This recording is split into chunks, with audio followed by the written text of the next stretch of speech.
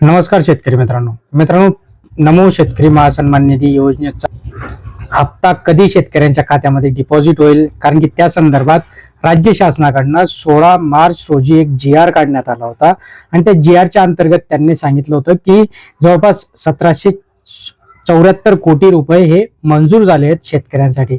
पण ते मंजूर झाल्यानंतर देखील शेतकऱ्यांच्या खात्यामध्ये हा हप्ता वितरित होणं अपेक्षित होतं आजपर्यंत, कारण की उद्या गुढीपाडवा आहे आणि या गुढीपाडव्याच्या धर्तीवरच शेतकऱ्यांना काहीतरी गोड बातमी, नवीन वर्षाची काहीतरी गोड बातमी देणार असं वाटत होतं. पण हा जो काही हप्ता आहे, हा हप्ता थोडासा लांबणीवर गेलाय.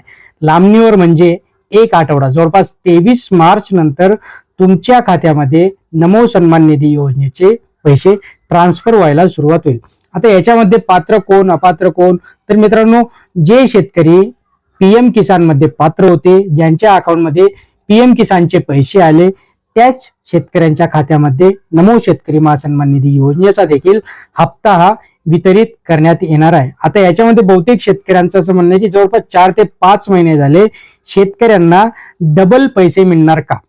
आता सगळ्यात महत्वाचं म्हणजे 2 हप्ते शेतकऱ्यांना एकत्र मिळणार का. आता याच्यात काय आहे, ज्या शेतकऱ्यांना मागचा हप्ता मिळाला नव्हता त्या शेतकऱ्यांना इथे दुसरा जो काही आपला आत्ताचा हप्ता आहे आणि मागचा हप्ता याचे पैसे मिळू शकतात. पण त्या संदर्भात देखील अजून कुठल्याही पद्धतीचं इथे नोटिफिकेशन नाहीये की शेतकऱ्यांना मागचा पुढचा डबल हप्ता मिळणार का, काय त्या संदर्भातील अपडेट नाहीये. त्या संदर्भातील काही अपडेट आला तर नक्कीच देऊ.